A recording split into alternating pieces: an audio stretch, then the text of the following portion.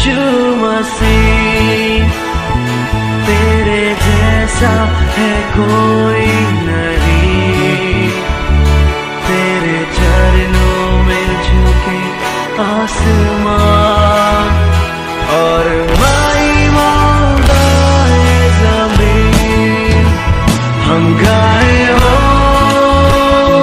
ज़रा, तू राजाओं का है राजा, तेरी महिमा होए सदा।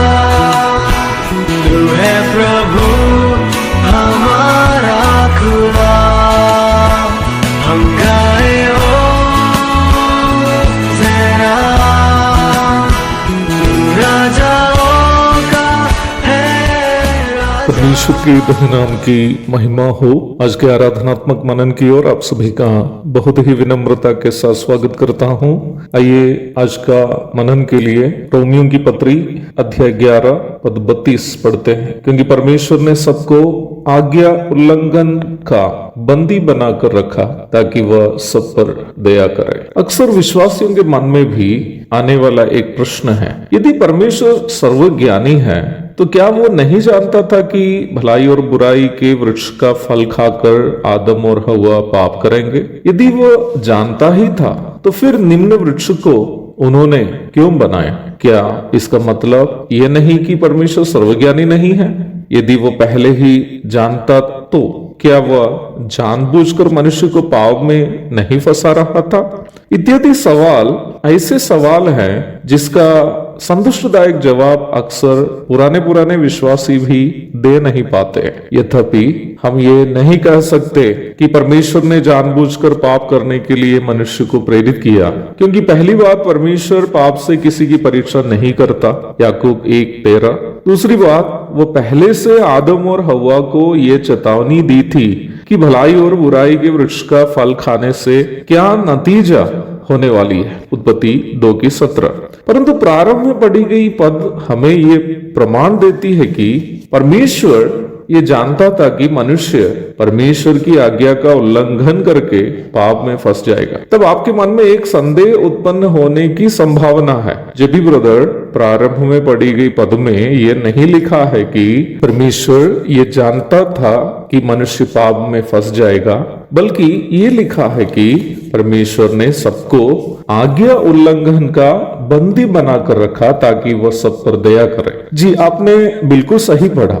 यद्यपि परमेश्वर ने मनुष्य को भलाई और बुराई की जानकारी देने वाला वृक्ष के फल खाने से तो मना किया ही था, और जब परमेश्वर के सर्वज्ञान में परमेश्वर ये जानता ही था कि मनुष्य निम्न वृक्ष का फल शैतान की चालाकी में फंसकर खा ही लेगा, पद हमें ये समझा रही है कि परमेश्वर ना ही शैतान को ना ही मनुष्य को उस दुर्घटना होने से रोका, अर्थात परमेश्वर ऐसे होने ही दिया। पद हमें आगे ये समझा रही है कि परमेश्वर ऐसे होने क्यों दिया है, ताकि वह सब पर दया करे। ये कैसी दया है, आप भी असमंजस में होंगे। ये तो भी आदम और हव्वा अदन की वाटिका में परमेश्वर के द्वारा उनके लिए उपलब्ध किए गए सभी सुख सुविधाओं का आनंद ले ही रहे थे, पर परमेश्वर से वे लोग कभी भी हृदय से प्रेम नहीं कर पाते थे। परमेश्वर के साथ उनका संबंध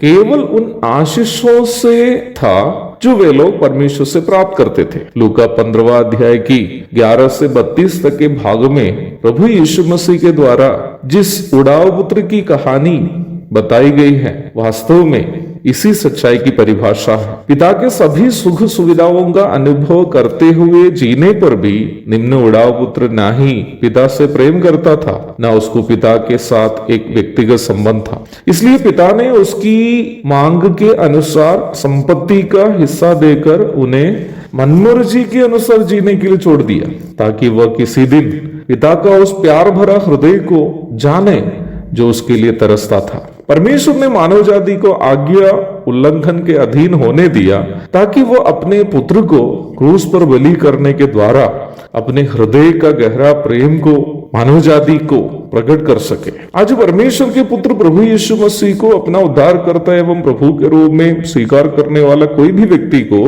परमेश्वर अपना पवित्र आत्मा को उपहार स्वरूप देता है, ताकि पवित्र आत्मा उस व्यक्ति के मन में परमेश्वर का निस्वार्थ एवं त्यागपूर्ण प्रेम को डाले।